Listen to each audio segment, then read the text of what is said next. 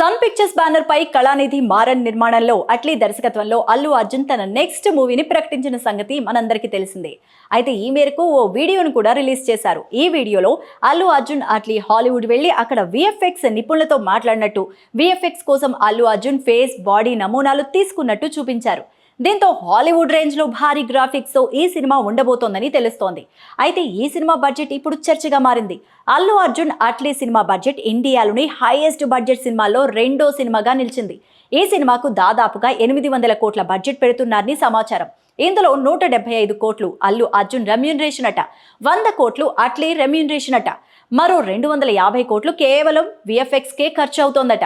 ఆ రేంజ్ లో సినిమాలో గ్రాఫిక్స్ ఉన్నాయని టాక్ నడుస్తోంది. 200 కోట్లు సినిమా ప్రొడక్షన్ కి, మిగిలింది వేరే ఆర్టిస్టుల రెమ్యూనరేషన్ కి ఇవ్వనున్నట్టు తమిళ మీడియా సమాచారం. దీంతో అట్లీ అల్లు అర్జున్ సినిమాకి ఈ రేంజ్ లో ఖర్చు పెడుతున్నారా అని నోరెళ్లబడుతున్నారు అభిమానులు. మరి హాలీవుడ్ రేంజ్ లో తీసే ఈ సినిమా ఎలా ఉంటుందో చూడాలి. అయితే ఇప్పటి వరకు ఇండియాలో ఎక్కువ బడ్జెట్ పెట్టి తీసిన సినిమా కల్కి. ఈ సినిమాకు 600 కోట్లు ఖర్చు పెట్టారని సమాచారం.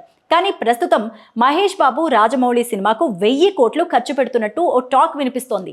దీంతో ఇండియాలోని అత్యధిక బడ్జెట్తో తెరకెక్కుతున్న సినిమాలో మొదటిగా మహేష్ రాజమౌళి సినిమా ఉండగా, రెండో ప్లేస్లో అల్లు అర్జున్ అట్లీ సినిమా ఉంది. నిజంగా సినిమాకి ఇంత బడ్జెట్టా అని ఆశ్చర్యపోతున్నారు జనాలు.